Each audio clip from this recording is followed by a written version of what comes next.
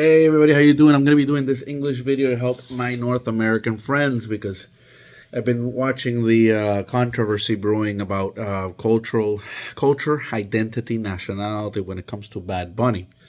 And when it comes to the issue of Puerto Rican nationality, Puerto Rican culture, and identity, for the most part, most people touch the issue superficially. Basically, on the basis not because they're bad people, but because of ignorance, because they just haven't done the studies. And I got something here for you guys right here. Yeah, I hand selected de los mejores libros, the best books that I have on all these subjects. Now, I need to make a clarification. I have a master's degree in political science. I've been studying Puerto Rican nationality, well, Latin American nationality, but you're not going to be a political scientist and not know about your country. So I've been studying Puerto Rico's nationality, culture, history, próceres, meaning the founding fathers, the poets, the writers, the musicians, the people who make our culture or define us as a people. Since I was 16, I think I remember my first book that I read, which I don't have here, funny enough, was a biography of Pedro Albizu Campos called El Revolucionario. Maybe somebody can find the book and put it in the comments later, but it's a Spanish publication. But the reason I'm doing this is because I'm getting real tired. It's like itching me, it's like an allergy. Really tired when people say Bad Bunny is an American, Bad Bunny's an American, Bad Bunny's an American, and I keep hearing this in my head, Bad Bunny's American. I'm like, hold it, Renee, hold it, por favor, hold it. Bad Bunny's an American, ya, no puedo más. Well, we need to make some clarifications in the name of Latin America, which is basically most of America, and in the name of Puerto Rico. Let's clarify a few terminology. Number one, the term American applies for anybody that's born all the way from the tip top of Canada to Tierra del Fuego in Chile. That means if you're Chilean, you're an American. If you're an Argentinian, you're an American. If you're an Uruguayan, you're American. If you're Paraguayan, you're American. If you're Ecuadorian, you're American. If you're Colombian, you're American. If you're from Suriname, if you're from French Guyana, you're American. If you're Brazilian, you're from the Americas. If you are from Venezuela, you're American. If you're Peru, you're American. If you are from Central America, Costa Rica, Panamá, Nicaragua, El Salvador, Guatemala, Honduras, se me olvida uno, Belize, and I think I've named almost everybody. If I miss somebody, you're American. If you're from the great nation of Mexico, you're American. The Americas also include the Caribbean. So all the islands of the Caribbean are American. Bahamas, American. And it doesn't matter which background linguistically, which colonial power took you over. That's the Americas. Latin America in particular is usually used to define those that are Spanish speaking, or Hispanoamerica. That's different. That has a particular heritage based on linguistic heritage and also culture and literature and foods and art, music, religious backgrounds, because there's certain religious backgrounds, certain foods, certain linguistic backgrounds. There's certain particularities to the Hispanic heritage that is very particular to Spain, that wasn't particular to England, or wasn't particular to France or to the Dutch. So there are cultural differences that one can say, listen, it's not the same to come from, for example, French Martinique than to come from Puerto Rico or Dominican Republic or Cuba or something like that, which are the Spanish islands of the Caribbean. So there's an argument to be made about that. But they're still all the Americas. The country of the United States, or the Republic, the state, the sovereign state of the Republic of the United States of America, is also part of America. Canada is part of America. I'm trying to think if I've missed anybody. I think I've got everybody. So basically everybody in North America, the three major nations in North America, everybody in the Caribbean, everybody in Central America, everybody to the south is America. We really need to, it's 2025, we really need to stop this imperialistic discourse of always saying the Americans and the Americans and the Americans as if it's only the USA. And I've seen terminology online, so I will use it. I adamantly refuse to refer to the people of the USA as the Americans. I call them the United Stations. That refers to them very clearly. In Puerto Rico, we have a terminology, los norteamericanos, the North Americans, which I also don't think it's applicable because the Mexicans are part of North America. The Canadians are part of North America, and we can't blame the Mexicans or the Canadians for the cultural and political habits of the United Stations, which frankly right now I think the world is kind of tired of, sadly. So getting back to Bad Bunny. Oh, he's from U.S. territory. He's from the Americas. Let's unpack that. He is a Puerto Rican. He is from the island of Puerto Rico. And Puerto Rico is not just an island that just exists there in a vacuum. There is a people there. There's been a people brewing there or creating what's called a distinct nationality. This is terminology from the UN, a distinct nationality, ever since 1493. Ever since the Spanish conquistadors have been arrived there, there's been the creation of a distinct nationality. Even before the Spanish, there were indigenous groups there. There wasn't a concept of distinct nationality as Puerto Ricans at the time, but there were groups of people, human beings who existed on the islands. And the Spanish brought with them African slaves, but not only the Spanish. The presence of trade from the old world, from Europe, in the Caribbean means that if you're from any of the Caribbean islands, obligatory, there's going to be a mix of Italian, mix of French, mix of Dutch, mix of Spanish, mix of British, mix of everybody. Every imaginable ethnic group in Europe made it to the Americas, and they traded, and they met at ports, and they had sexual relations, and a Dutch person would have sex with a black woman slave, and an indigenous woman would marry a Spaniard, and a British guy would be married with a French woman and have children with some African slaves. I mean, they would the miscegenation, what they call miscegenation, is so vast that when they do they do DNA test on anybody that is a Puerto Rican or from any of the islands, the mix is so incredible. A person like me, for example, could be like 40 or 50% Portuguese or Spanish heritage in particular, and then have like 20% indigenous, and then have like a 10% North African, and then like a 5% Sub-Saharan African. I mean, the mix would be great. There's also a mix of Middle East groups, a lot of Jewish and Muslim Arabs, what's called the Moros, the Moors from Spain. The Moors conquered Spain for over 700 years, so the majority of Spain. So if you come from any of the Hispanic countries where Spanish conquistadors came, you're going to have Arab influence. You're going to have Middle East influence. You're going to have DNA from Semitic groups. It's just a given. So, we have this great mix. And each island in the Caribbean has its own history with its own political leaders, its own poets, its own writers, its own foods, its own languages. Everybody has proud heritage, and they have what's called a distinct nationality, which is why it's so bothersome to me to keep hearing this discourse, mostly sometimes coming from non-well-intended people, but also well-intended people in the USA who are kind of ignorant on the issue. And they keep calling us American. Let's break that down. Puerto Rico had its own distinct nationality since 1493. By the time it was 1897, Spain, already realizing that it was losing most of its colonies, already by that time it had lost a lot of its colonies in South America, thanks to the efforts of the Liberador, Simón Bolívar, and other revolutionary leaders like José Martí in Cuba, Antonio Maceo, Máximo Gómez, I think was his name in Cuba. There was a lot of revolutionary fervor in Hispaniola también. Hispaniola had already gotten its independence. Haiti had gotten its independence from France, and I believe it was it 779? I think it was 779.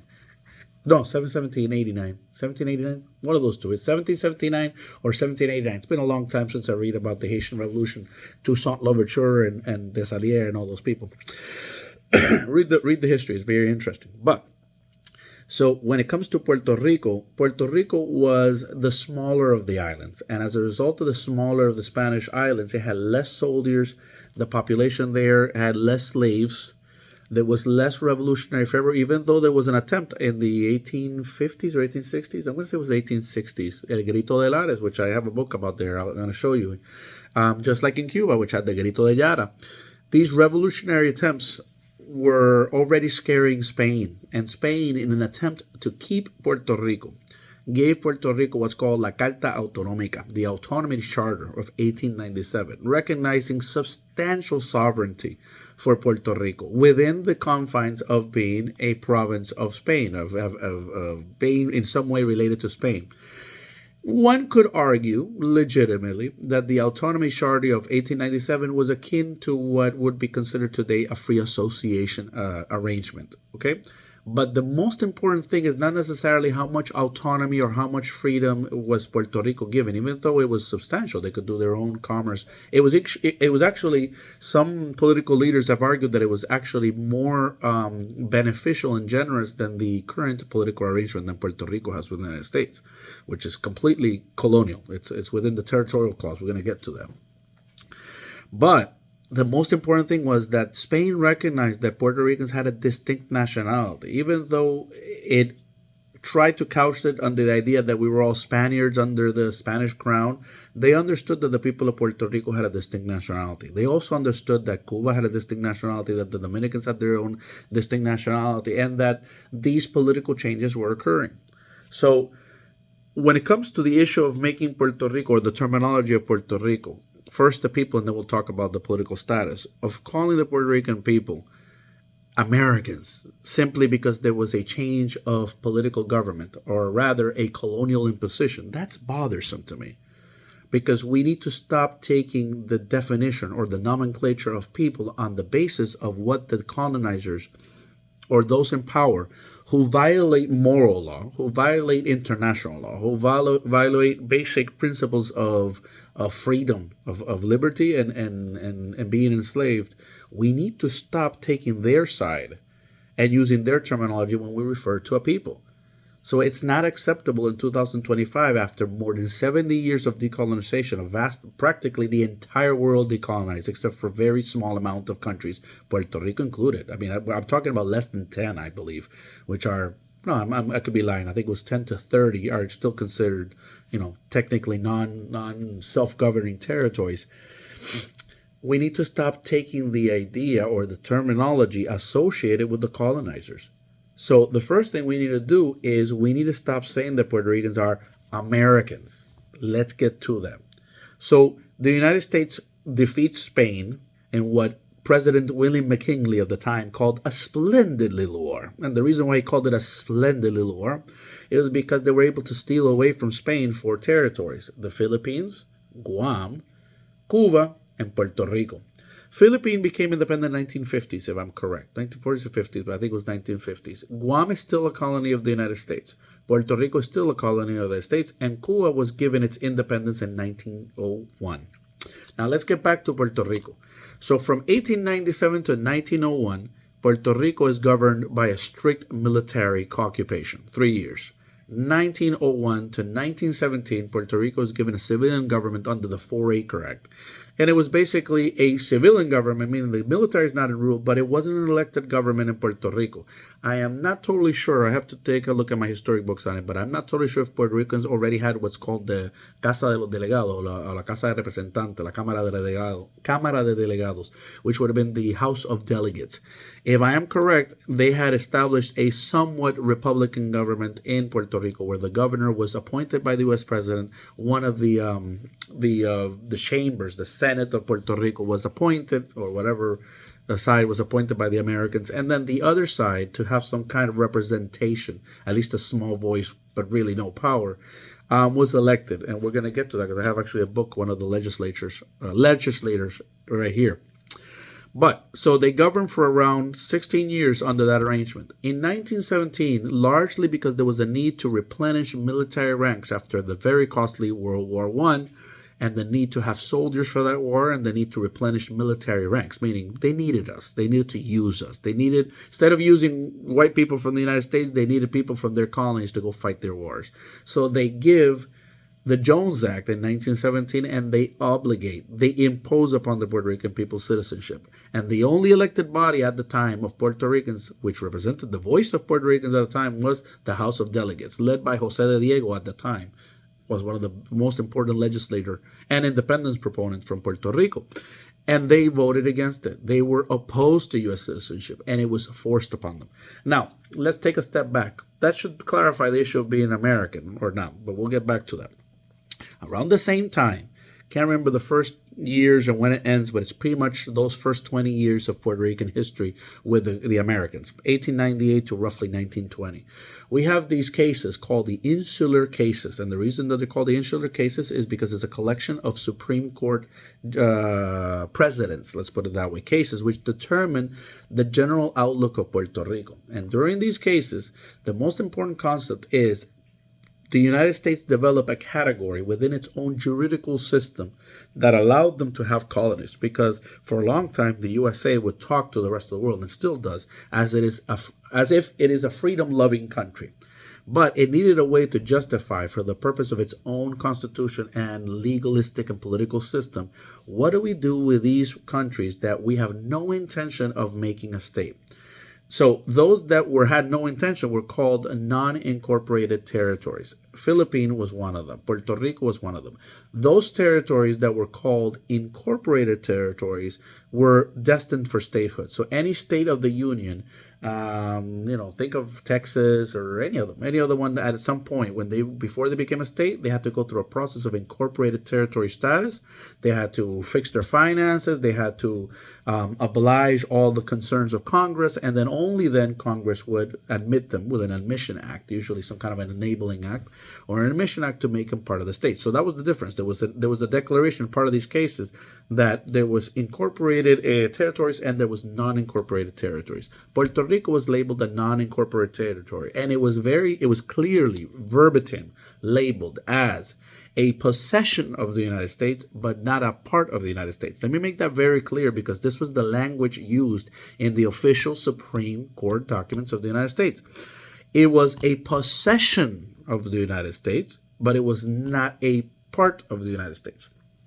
Now, fast forward from 1917 to 1952, there's a great book. I would recommend it to all people to read it, called War Against All Puerto Ricans, from Nelson Dennis. And I think he's done in one book probably the best one-stop shopping of history regarding that period from 1898 to 1952, because I think he stops around there.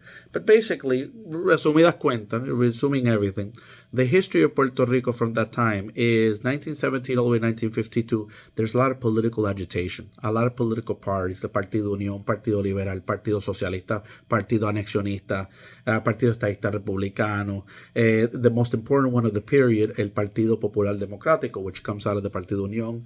So a whole bunch of parties that existed, which, governed some of the basic affairs of Puerto Rico, but not necessarily with any control.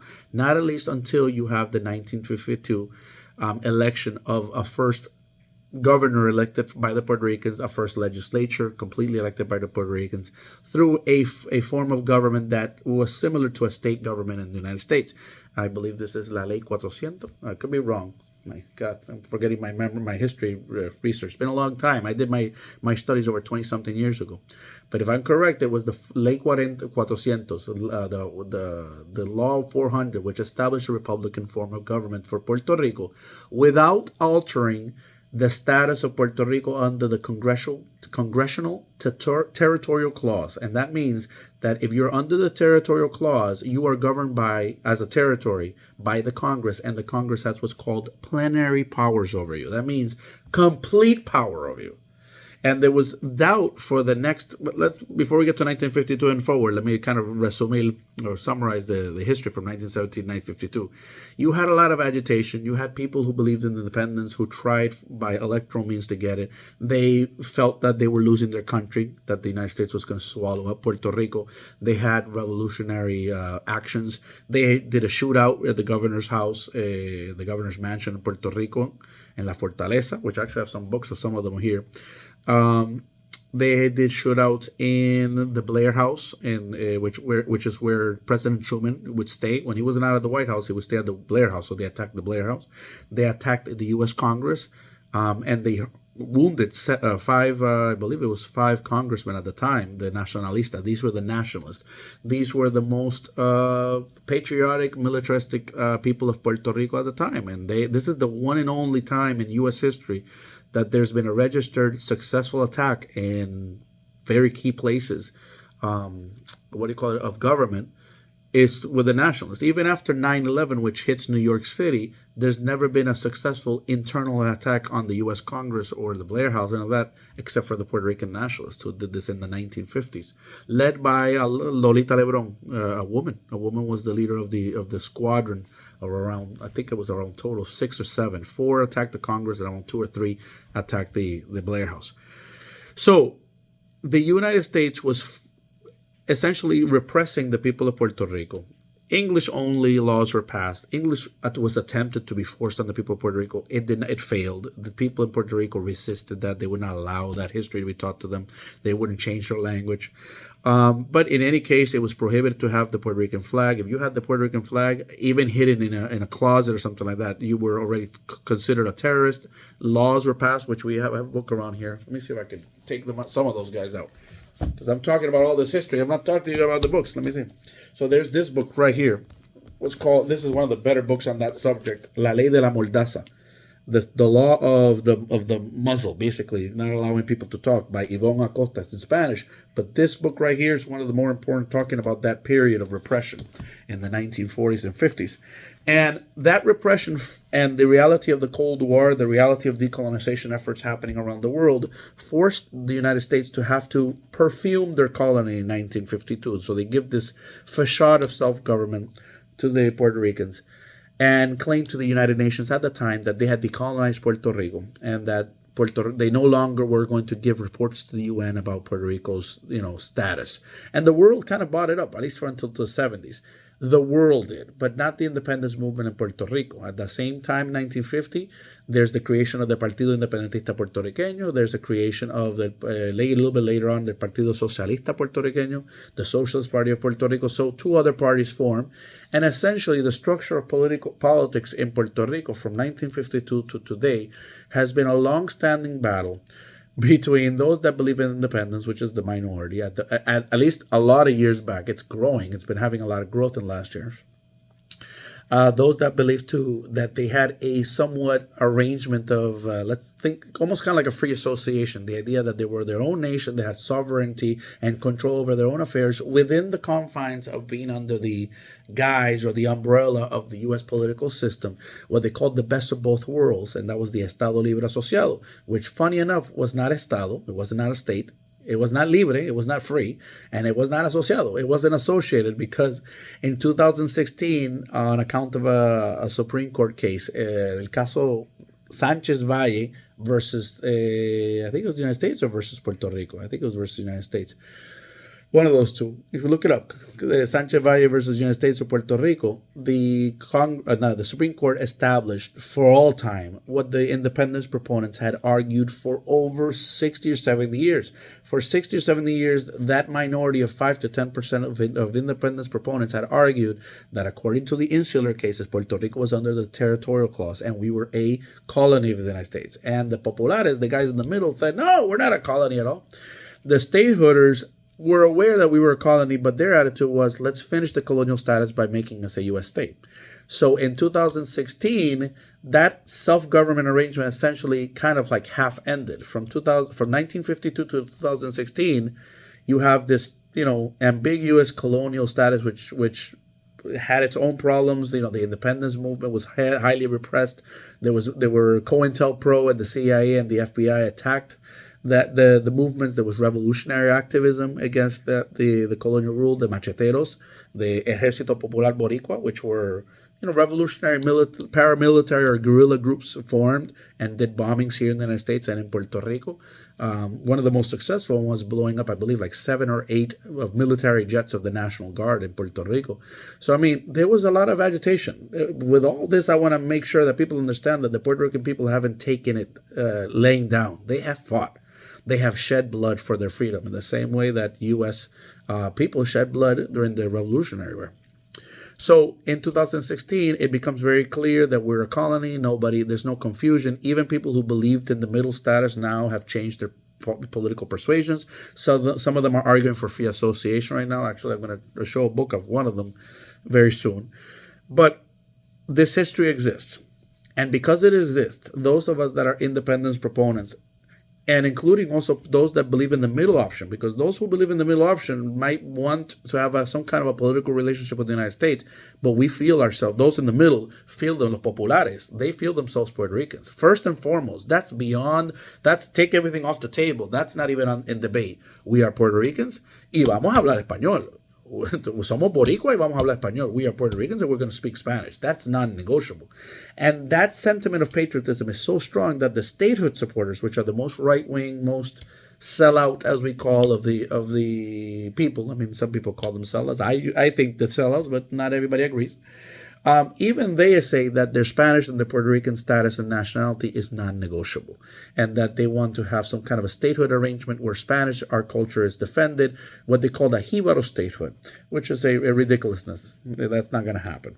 But bottom line, we are a nationality. We've had a nationality ever since the Spaniards arrived and created one, over 300 years of Spanish, actually more than that, from 1493 all the way to 1897. The Spaniards created a nationality. Then we've had a cultivated, distinct nationality since then. And from 1898 all the way to right now, 2025, we still have had a distinct nationality. So much so that anybody that's watching this video knows that Puerto Ricans are probably the most patriotic, most flag-waving people you're ever going to find. And we clearly delineate ourselves with our flag, not the USA flag, our flag. So why is this important? Because I'm kind of tired of people saying Bad Bunny is an American, just because there's U.S. citizenship. The U.S. citizenship is a legal documentation. It's basically imperial control over us. We are Puerto Ricans.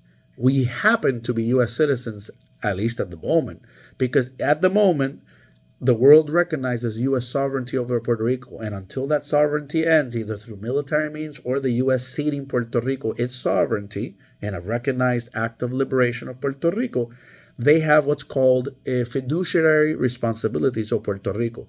A colonizer or colonial power has responsibilities with the people of Puerto Rico.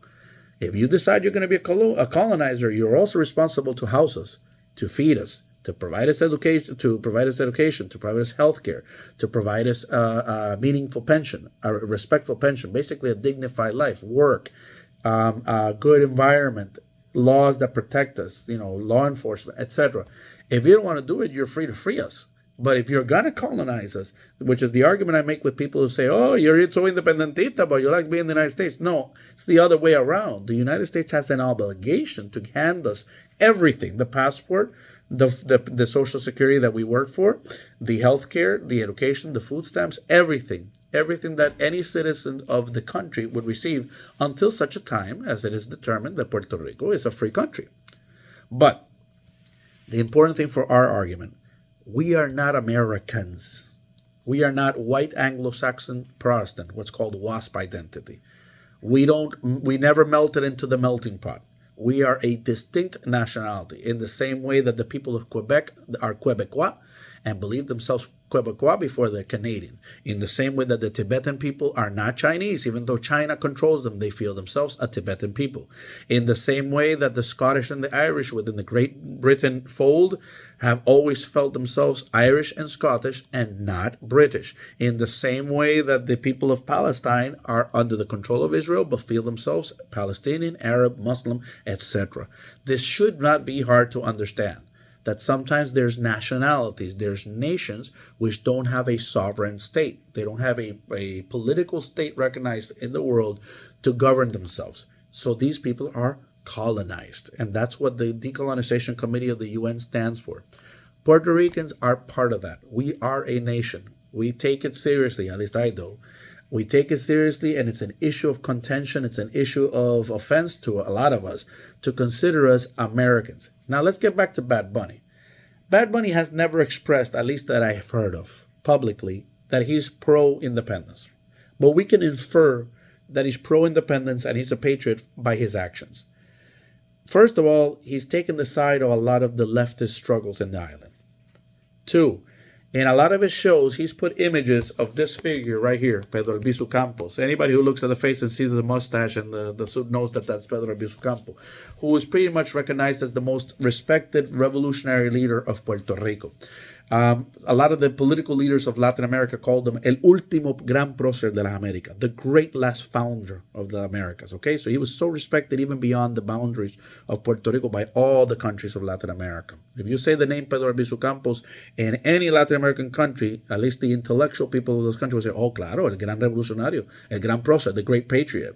So he's put images of Pedro Albizu Campos at his concerts. At the last residencies that he did in Puerto Rico, almost every singer that he invited to come up stage were all members of the political left of Puerto Rico. Tito Aguel, he had Heriberto Medina, I believe his name, which was one of the last nationalists alive. He's a man 90 years old. He had André Jiménez.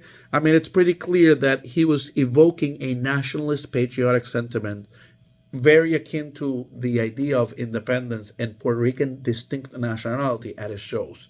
He said in public, and they've quoted him by saying, tenemos que parar esta idea de que los gringos son dioses. We have to stop this idea that the gringos are gods, which is a statement that he directs to the youth to stop thinking that we need to continually depend on the United States and that we can't do it alone without them.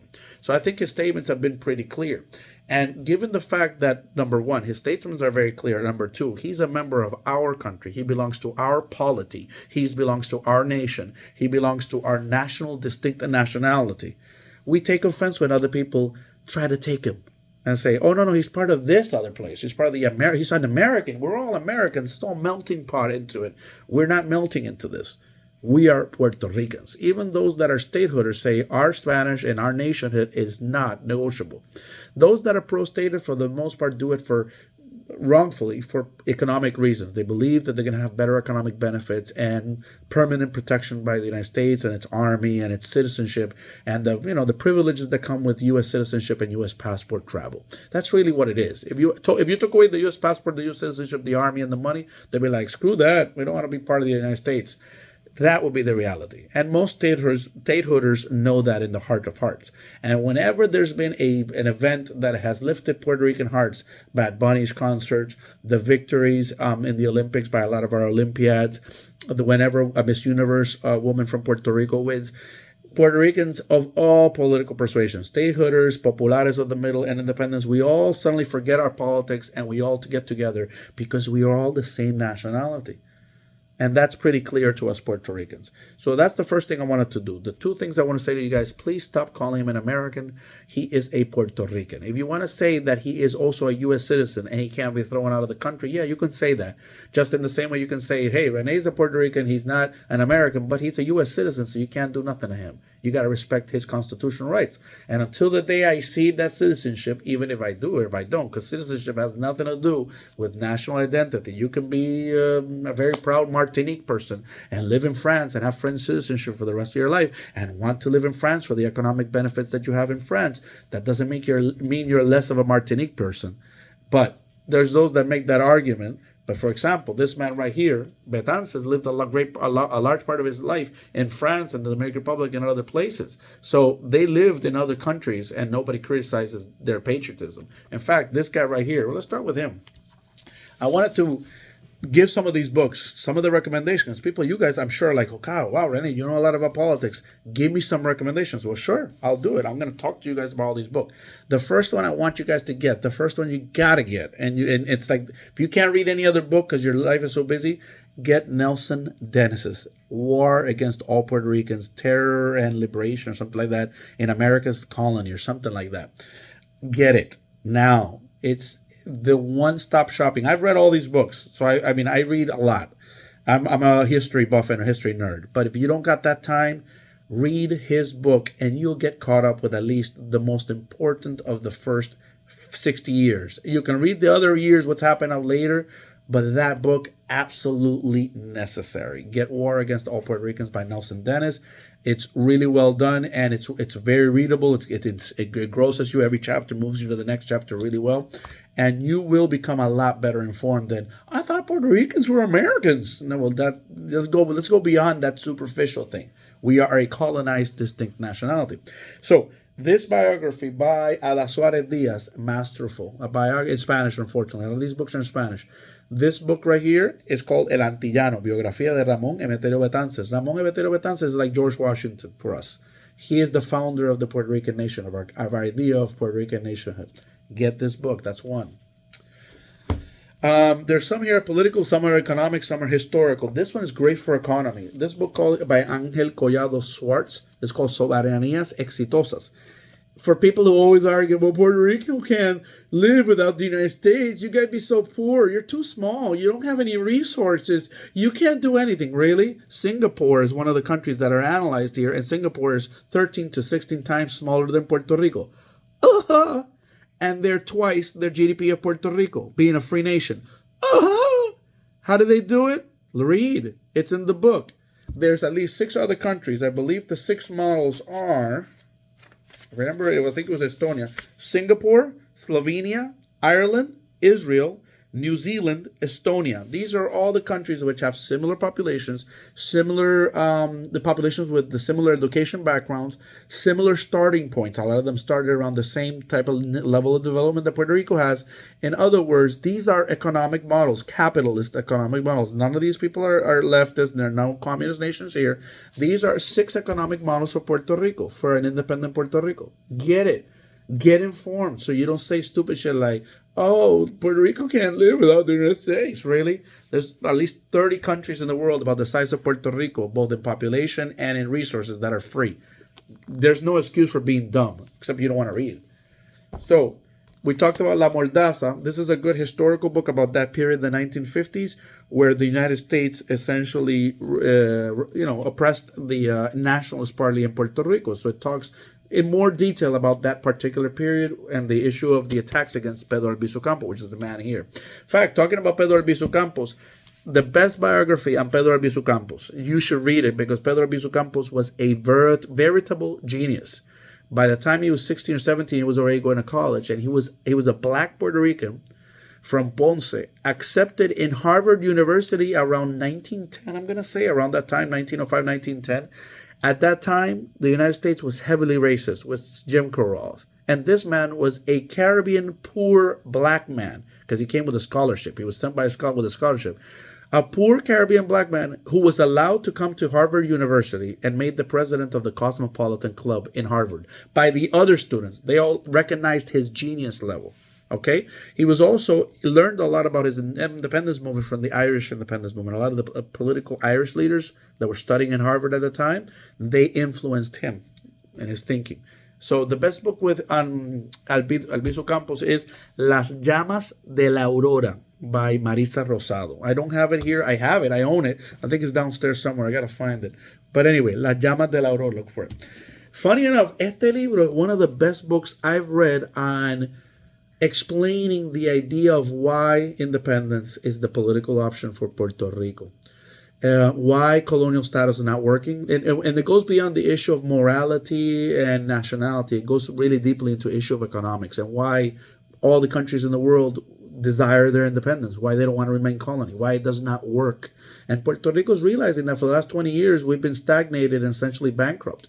So this book is old. Este libro es viejo, from the 1980s, I'm going to say. I think it was published 1983, but the arguments are still viable. And it also is an overall great recap of the history of Puerto Rico. It's called La Independencia de Puerto Rico, Razón y Lucha, The Independence of Puerto Rico, the reason for its struggle, basically, by Rubén Darío Martínez, who has been a long-term president of the Independence Party of Puerto Rico and of the Socialist International. He was also a member of the Socialist International. And talking about Rubén, I just bought his book. Literally, I bought this about 2 weeks ago when I was in Puerto Rico. And he wrote a book called La Hora de la Libertad, which essentially takes upon this book and upgrades on it. This is a 2024 or 2025 published book. So get these two from him. Rubén Berríos is masterful in his economic and political analysis of the history of Puerto Rico. If you're a Spanish speaker from the United States, and New Rican and stuff like that, you want to learn, búscate estos libros. I'm showing them to you. Try and put them on your book list. Read them. If you read Spanish, este que está aquí también. This one is a little bit hard to get, but you can probably. I might even have a PDF of this. If anybody really wants this one, I have this one on PDF because it's so hard to read that to get that I had to get a digital copy. Okay, we talked about the Grito de Lares for those that want to read about the period of 1860, that the revolutionary revolt. This is from Olga Jimenez de Wagenheim. El Grito de Lares, su causa y su hombre. The reason and the people involved with the Grito de Lares. Get that book. I mean, I got these books when I was young. I don't know if there's a date on this. No, there's no date. But it even has a sticker. El Instituto Cultura de Puerto Rico. I actually bought it in the bookstore. $8 at the time. El Instituto de Cultura en Puerto Rico. When I was a young guy, when I was like literally 16, 17, 19, 20, forget everything else. I would use my money to get these books. And that's why I read it. A very important political figure, brilliant man. Juan Maribras was the president of the Puerto Rican Socialist Party, but he was also a journalist, a lawyer, one of the most important figures in arguing on Puerto Rico's behalf. Look him up on YouTube. There is YouTube interviews of him, Juan Maribras. If you don't have time to read books, look up on YouTube and just put the words Juan Maribras. Same thing with Rubén Berrío Martinez. Look them up and listen to these men. These are the men who best articulated the issue of independence for Puerto Rico. And I bought this book from him. Actually, I don't know if he signed this one. Había uno que he signed. I'm going to say it's this one. Mira aquí. Juan Maribras, Abriendo Camino. This was another good one from him. And there's his signature. I met Don Juan Maribra en el 2007, agosto. No, 4 de agosto 2007. The 4th of August of the August 4th of 2007. So I bought this book. Was he selling it at the time? He had no in 2001. 2007. Wow, man, I'm old. I'm old, but this is a great book. This one and Maribra's other book, these two, Abriendo Camino and El de Periodista, que son selecciones, basically some of his articles, some of his excellent books. I mean, the thing with learning history and about Puerto Rican culture is you got to go at it from different perspectives, from the perspective of the press, the perspective of politics, perspective of economics. And once you start reading all of it, you really become an all expert. And I'm giving you guys the books. Don't even waste your time with other stuff. These are the guys, okay? And we'll get this. I'll leave this one to the end. Patria y Universo. The ideas and sentiments of a free Puerto Rican. Basically, it's essays and ideas about independence. Same guy, Juan Maribra. I got 3 books of his. La Nación Puertorriqueña, the Puerto Rican Nation, and essays regarding Pedro Albizu Campos. So it's essays from different writers about the figure of Pedro Albizu Campos, which is this man over here. So it's essays about him. And I think it's Editorial de la Universidad de Puerto Rico. It's basically published by the University of Puerto Rico. I rated this one. Hostos, Ciudadano de Américas. Eugenio María de Hostos was one of the founding fathers of the Dominican Republic and of Puerto Rico, and his body is still in the Dominican Republic. Antonio Pedreira. It's basically, I guess, a small biography, I guess, of this man. But it's a Puerto Rico. This one's probably hard to find in the United States, but you can. The good thing is right now you can go online, and there's some online portals of some bookstores in Puerto Rico. What's the name of that bookstore? There's a great bookstore right now in San Juan, Librería Algo. Oh, Laberinto. Librería Laberinto. Look it online. Librería Laberinto. Give them a phone call. They have Instagram. They have Facebook. They have everything. Give them a phone call if you're in the United States and ask, hey, do you have this book? Otto, Ciudadano de América, Antonio Pedreira, whatever. All these books. I'm giving them to you guys so you can see them, okay? And you can even send them the screenshot. Because they will probably have it. And if they don't have it, they will find it in Puerto Rico and ship it to the USA. So there's no excuse. With the technology we have today, we got ways to do it. Another book about Grito del Are by Homines. Okay, this one, the author no tiene por ahí. It's an anthology. That's why it doesn't have one anthology. Aline Frambes Buxeda, Marisa Rosado, the author of Pedro Albizu Campos' biography. Silvia Rocho, who was, by the way, Marisa was a wonderful woman. She passed away. Qué delicia de persona. When I was young, she saw that I was very hungry to read about these things, and she gifted me like 7 or 8 of these books. A lot of these books, she gifted them. She's like, take them. She noticed I was a young guy trying to read, and I have a very soft place in my heart for her. I remember I performed the Casa Boy in Santurce, which is a cultural convention center. It's like small. It's a historical house, but cultural events happen there. And she and her husband ran the center at the time. And she got me started in a lot of these things. She helped me on my way. So God bless her soul. God bless her spirit. So okay, we have this one, El Grito del Are. Memorias de un patriota encarcelado. Memories of ay Dios, imprisoned patriot, Oscar Collazo. Oscar Collazo was one of the nationalists to attack. I don't know. I think Oscar Collazo, if I'm correct, was one of the ones that attacked the U.S. Congress. I don't think he was the one. No, I can't remember if he was if Oscar Collazo and Torresola. I think it was Torresola and Oscar who attacked the Blair House. I could be wrong, but I think they were the Blair House. And then the other ones, Irving Flore, Rafael Cáncer Miranda, Lolita Brón, and there was one more que se me olvida. Were the ones who attacked the Congress. But this is important. Through his words, you get to get an idea of Puerto Rican independence movement ideas and the concept of nationality. Regarding the history of the nationalist movement, you can't go further than this book right here. Luis Ángel Ferrao's book about el nacionalismo puertorriqueño, obligatory. If you want to know about the Puerto Rican Nationalist Party and what was going on in Puerto Rico from 1940s all the way to 1960s roughly, this is the book right here. I'm going to leave this guy to the end porque la gente va a decir, diablo, I'm going to put this one right now. They'll be like, really, Rene? Because everybody in Puerto Rico will be like, really, Rene? So, Luis Muñoz Marín was the figure del Partido Popular from the 1930s to 1960, who essentially had the most political influence on the island of Puerto Rico. He is essentially, I wouldn't say he's the intellectual developer of the current colonial status. Let us say he was the most influential political leader of the Partido Popular, who pushed forward the idea of this relationship with the United States, the concept of autonomy. They really did believe, I'm giving them the benefit of the doubt, they really did believe that they were doing the right thing for Puerto Rico, that they were, at the given political climate and moment, they were improving the economic status of Puerto Rico so that afterwards, in the 1960s, they would push forward for independence. He thought, first, let's get economically developed, let's use the relationship with the United States for our benefit, let's not push for independence right now, and then later, let's push for it.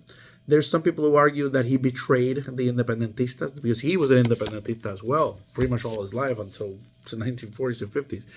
So there's a lot of animosity. If you're an independentista from the left in Puerto Rico, you look at Luis Muñoz Marín and you're like, ugh, unfortunately.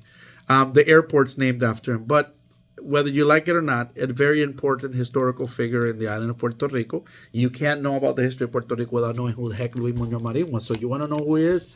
These are essays inside del Centenario, basically. It's essays about his life and of the meaning of Luis Muñoz Marín's work and what he left for Puerto Rico.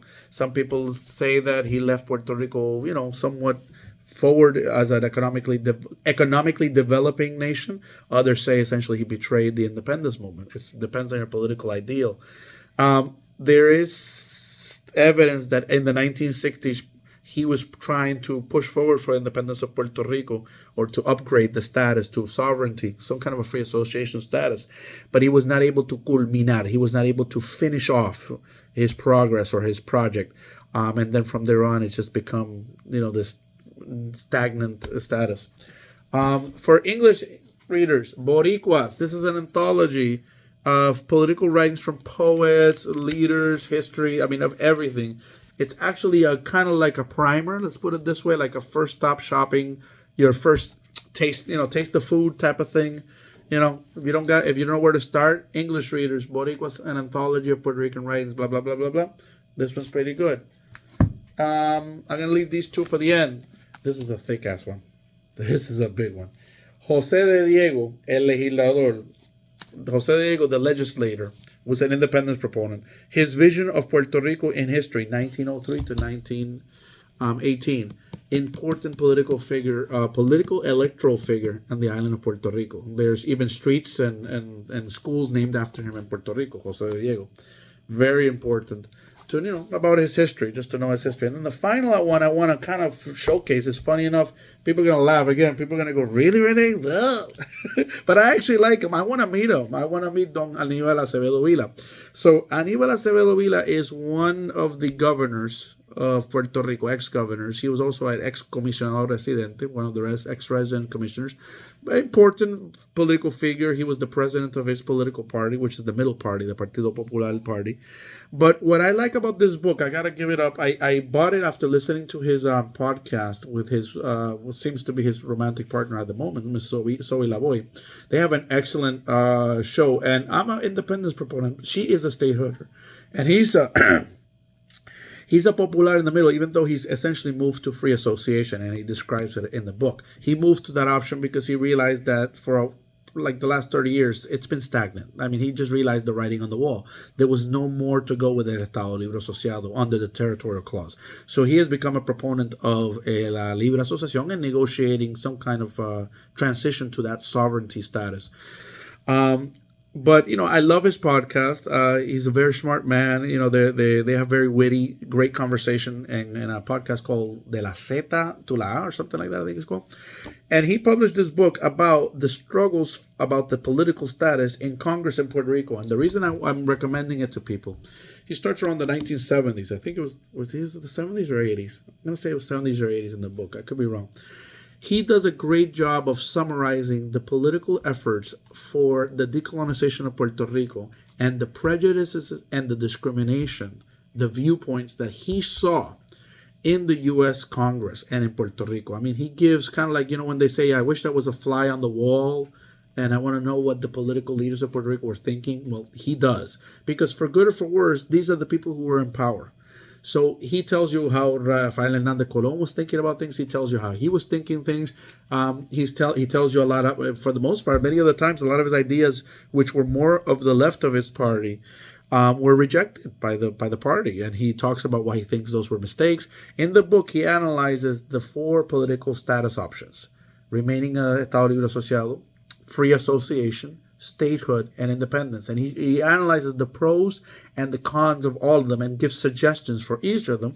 And then at the end, he gives a final suggestion of what he thinks Puerto Rico. I mean, where are we right now in 2025? What is the political future of Puerto Rico? What could we be pushing forward to? It's a convincing argument. I am an independence proponent, but that doesn't mean I am closed off to the idea of a consensus if enough people in Puerto Rico agree to it. In fact, he talks about a Frente Puerto Ricanista, this front of a union of independence proponents and free association people, and people who believe themselves Puerto Rican. And I don't have a problem with that type of mindset. I personally would be willing to not concede to come to a consensus on a free association. If the majority of Puerto Ricans, populares y independentistas, we can all agree that we want to get out of the territorial clause and we want to rule in our own land, and the only option on the table, the realistic option on the table, is a free association, I'm down for that. If in 40, 50 years the people of Puerto Rico think that the free association status ain't working for them anymore, then they can get full independence at that time. But a step forward is a step forward. So I'm actually convinced by his argument and so many other things. Además que as you get older, your political values start, sometimes moving a little forward. And I wouldn't say I've never been a hardcore radical. I believed in the idea of independence, but I see myself agreeing with a lot of his viewpoints. Really good book, 2025. Aníbal Acevedo Vila en primera fila, in the front row. I've sat here for 50 minutes and explained to you guys some of the books that you should be reading so that you become knowledgeable about Puerto Rico. And I'm giving you the authors. Get them.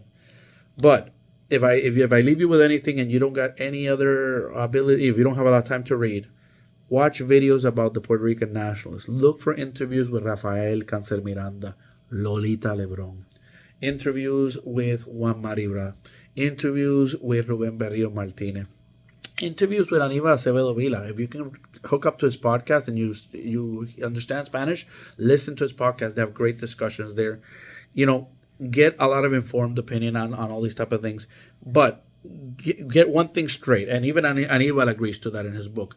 We are Puerto Ricans. We are not Americans, and I don't use that term, United States. We are not United States. We are U.S. citizens. We may have, some people like Aníbal may believe in having a beneficial political relationship with the USA, a beneficial economic relationship with the USA, a beneficial trade relationship or relationship in terms of military relationship, meaning we can come to an agreement about you having military bases in our country, but you got to pay us or you got to defend us. Let's come to an agreement. Let's sit down and negotiate.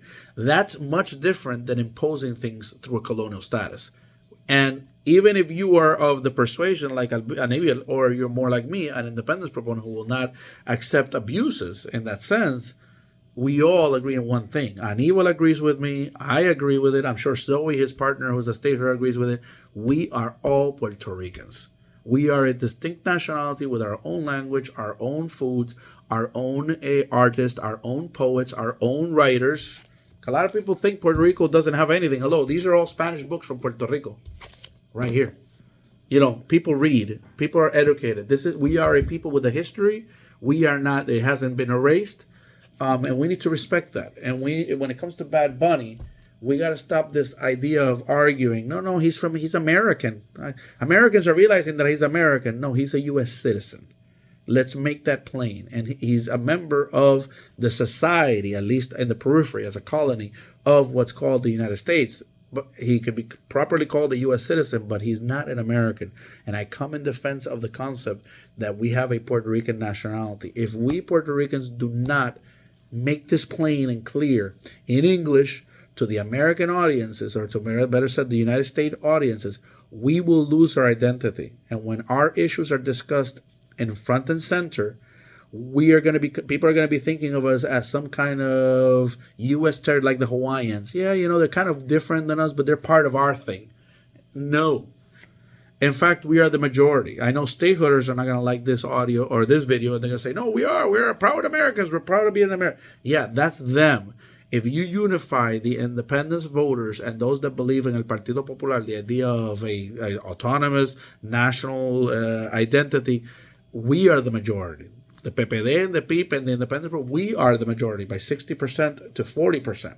And even within the 40% that voted for the governor right now, for La Gobernadora PNP right now, you ask the 50 or 60, maybe even 80% of the statehood party members, is that, do you feel you're Puerto Rican or you feel gringo, or you feel North American? They'll be like, yo soy boricua, yo soy puertorriqueño.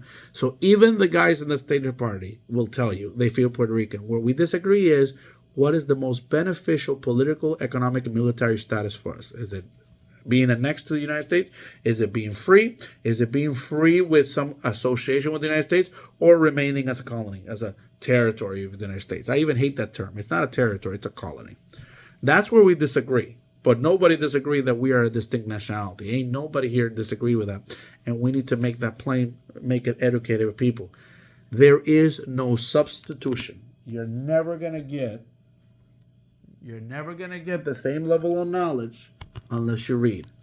So all I can do is point the way, like people like Miss Rosado pointed the way when I was a young 18, 19-year-old. I'm doing the same for you guys. Hope you enjoyed this video. Y pa'lante, mi gente, a leer. Get Nelson Dennis's book. Start there. War Against All Puerto Ricans. Bye-bye.